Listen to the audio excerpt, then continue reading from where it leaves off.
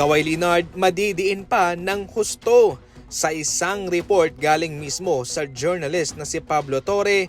Sa kanyang revelasyon, mayroon pong nakatagong sponsorship itong si Kawhi Leonard sa bumuo o gumawa ng scoreboard ng LA Clippers. Kita mo to, yung scoreboard na to, yung Daktronics ang gumawa nito.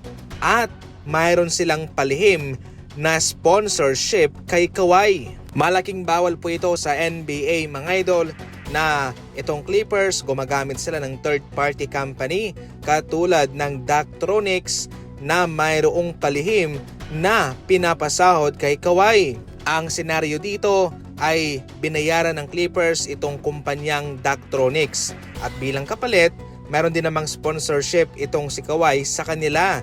At malinaw po yun sa paglabag sa rule sa NBA mga idol na bumabayad pa ng dagdag na sweldo. Pinapalabas sponsorship pero dagdag pasahod pala ito ng Clippers kay Kawhi, in which napakalaking bawal. Wala pa nga ang resulta, hindi pa tapos yung investigasyon ng NBA sa aspiration at ngayon mayroon pang lumitaw at ito hoy totoo, legit sa impormasyon ni Pablo Torre na undisclosed, hindi inilagay sa dokumento ni Kawhi. Dahil dyan ay mukhang malabo na talagang mangyari ang trade ng Raptors at Clippers patungkol kay Kawhi. At posible pang mabawian siya ng kontrata at marami pang multa at posibleng masuspende pa. Hindi po patas itong ginagawa ng Clippers mga idol para sa ibang team. Yung ibang team ay grabe yung kanilang budgeting, yung kanilang mga superstar kanilang itinetrade, kanilang pinapakawalan para lamang hindi sila makapasok sa apron. Pero itong Clippers palihim pala ang pagbayad kay Kawhi pangdagdag sa kanyang kontrata. Kaya napakalaking bawal po yan mga idol at siguradong malalagot dito ang Clippers at ang kampo ni Kawhi. Playing safe muna ang Washington Wizards kay Anthony Davis mga idol. Sa ngayon kasi ay may extend pa ang kanilang negosasyon patungkol sa kanyang kontrata.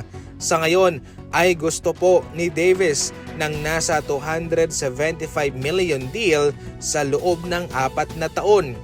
Okay naman sana kung healthy lang siya, pero dahil nga ho sa kanyang mga naging history sa injury ay mapapaisip po talaga itong Wizards na kung deserving ba siya sa ganitong halaga. Dahil kung bibigyan mo siya at kung sakaling ma-injured naman siya, aba, luging-lugi ang Washington Wizards mga idol. Siyempre si Davis paldo siya dahil yung kanyang sahod ay guaranteed makukuha niya kahit siya na-injured at hindi naglalaro. Kaya sa ngayon playing safe muna ang Wizards at pwede pa naman na hanggang sa magsimula ang NBA season ay pwede pa na magnegosasyon at doon na lang siya pumirma.